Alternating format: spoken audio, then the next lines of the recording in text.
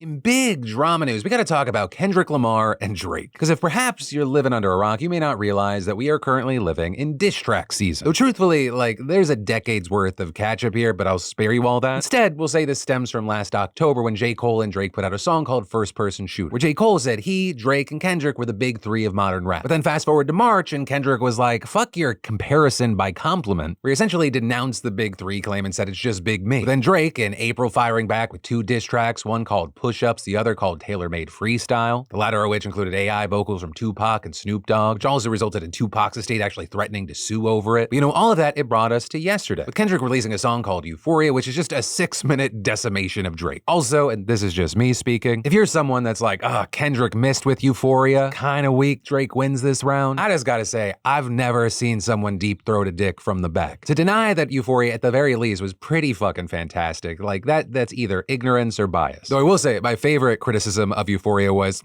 you can't even dance to this. My man, are you trying to cha-cha slide to a diss track? But yeah, I just had to say that before we move forward. As we've seen this song and the whole situation blow up, so has the discourse. With one of the first big conversations being about the role race plays in all this. Because in Euphoria, Kendrick takes a few swings at Drake's blackness with lines like, how many more black features till you finally feel that you're black enough? There's also a part where Kendrick says that he doesn't like when Drake uses the N-word and says that he's not a rap artist, but a scam artist with the hopes of being accepted. Those lyrics have received kind of a mixed response, with the likes of NPR saying they're definitely disrespectful, but they're also not too explosive, right? Noting that other artists like Rick Ross, Megan Thee Stallion, and Pusha T have thrown those accusations at Drake in the past. But then also this is you had people, including even Suge Knight, chiming in from prison, saying even though he thought Kendrick won the round, he still should stop saying light-skinned people aren't black, because the police think otherwise. But that is also a lot of people have pushed back to say that's not what Kendrick meant, explaining Kendrick isn't coming at Drake for being half white. He's coming at Drake for the ways he seems to use blackness, wearing it like a costume he can put on for fun and take off when it's time to be serious, and saying Drake's career has greatly benefited from being detached from blackness politically while simultaneously exploiting his blackness for entertainment. And others saying he cosplays blackness from every artist and region he can steal it from, despite never speaking on black issues. And also outside of race, there's been a lot of conversation about the role AI plays in this, because this is the first rap feud that really this new technology has played a part in, both from a standpoint of how Drake used Tupac, but also, every time a new song comes out, fans are like, is this real? Is it not? Unless the original artist is the one tweeting it out. Fake AI tracks have been released throughout this thing. But ultimately, that's where I'm gonna leave it for today, because literally, you've got people putting out essays about every 2 lines in this 6 minutes. My entire video is dedicated to Kendrick definitely meant this, and just saying it's connected to that. And well, of course, I'd love to know your thoughts on this latest development, especially if you're fans of either or both. But for me, I feel like I'm just the real winner in this, and specifically the people that just like music and just this whole drama situation. Because I just got my popcorn out for this one, and I'm enjoying the show. And I'm sure on their side, as long as things don't get violent, they're gonna enjoy all the streams and the money that comes from this.